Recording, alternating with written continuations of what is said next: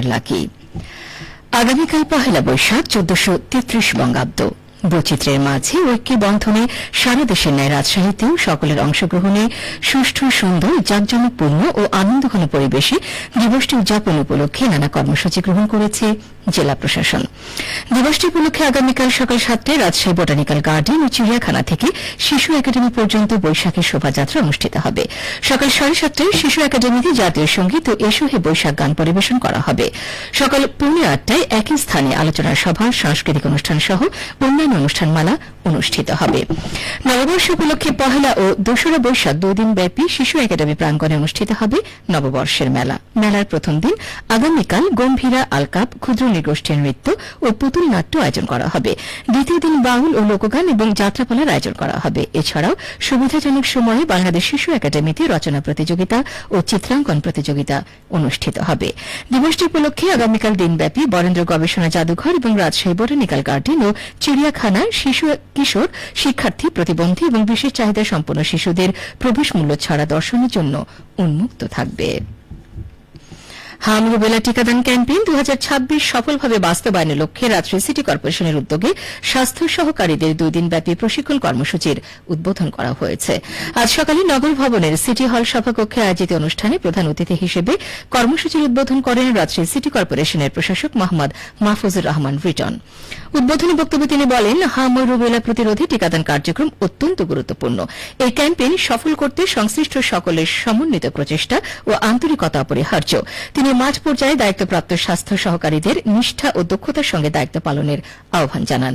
প্রশিক্ষণ কর্মসূচিতে স্বাস্থ্য সহকারীদের টিকাদান কার্যক্রমের বিভিন্ন দিক, মাঠ পর্যায়ে করণীয় এবং সচেতনতা বৃদ্ধির কৌশল বিষয়ে দিক নির্দেশনা প্রদান করা হয়।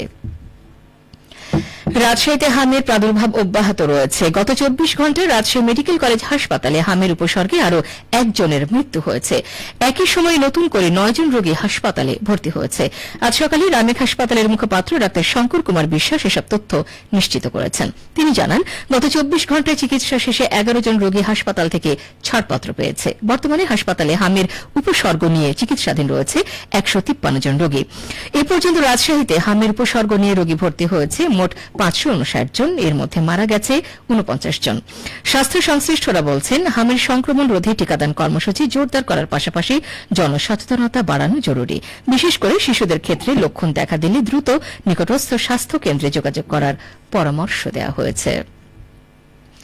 নাগরিক সেবার মান বৃদ্ধিতে নাটোর সদর উপজেলায় ৪টি ইউনিয়ন ভূমি অফিস ভবন নির্মাণ করা হচ্ছে। প্রতিটি ভূমি অফিসের গড় নির্মাণ ব্যয় ১,১২,০০,০০০ টাকা। একতলা বিশিষ্ট এসব ভবনের নির্মাণ কাজ বাস্তবায়ন করছে স্থানীয় সরকার প্রকৌশল বিভাগ। স্থানীয় সরকার প্রকৌশল বিভাগ নাটোর জেলা কার্যালয়ের নির্বাহী প্রকৌশলী ইকবাল হোসেন জানান, ভূমি মন্ত্রণালয়ের অধীনে দেশব্যাপী শহর ও ইউনিয়ন পর্যায়ে ভূমি অফিস নির্মাণ প্রকল্পের আওতায় নির্মাণাধীন ৪টি ভূমি অফিস হচ্ছে ছাতনী ইউনিয়ন ভূমি অফিস, দীঘাপতিয়া ইউনিয়ন ভূমি অফিস, হালসা ইউনিয়ন ভূমি অফিস এবং লক্ষ্মীপুর খোলাবাড়িয়া ইউনিয়ন ভূমি অফিস। চলতি অর্থ বছরের মধ্যে এসব ভূমি অফিসের নির্মাণ কাজ সম্পন্ন হবে বলে জানিয়েছেন নির্বাহী প্রকৌশলী।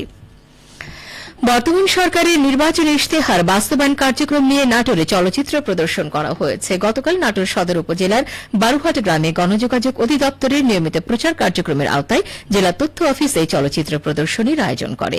ফ্যামিলি কার্ড, কৃষি ঋণ মওকুফ ও কৃষক কার্ড, মসজিদ ও অন্যান্য উপাসনালয়ে ধর্মীয় নেতাদের মাসিক সম্মানী প্রদান, খাল খনন, বৃক্ষরোপণ ইত্যাদি বিষয়ভিত্তিক চলচ্চিত্র প্রদর্শন করা হয়।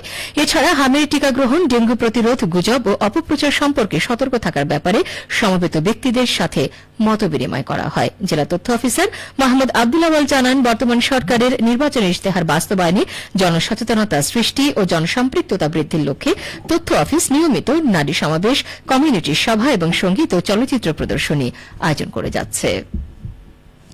সবশেষে আবহাওয়া। আজ দুপুর ১২টায় রাজশাহীতে তাপমাত্রা ছিল ৩৫ ডিগ্রি সেলসিয়াস। এ সময় বাতাসে আপেক্ষিক আর্দ্রতার পরিমাণ ছিল ৪৬%। রাজশাহী ও পার্শ্ববর্তী এলাকায় আজ সূর্যাস্ত সন্ধ্যে ৬টা ২৬ মিনিটে। সংবাদ শেষ হল। আমাদের পরবর্তী সংবাদ দুপুর ২টা ৫ মিনিটে।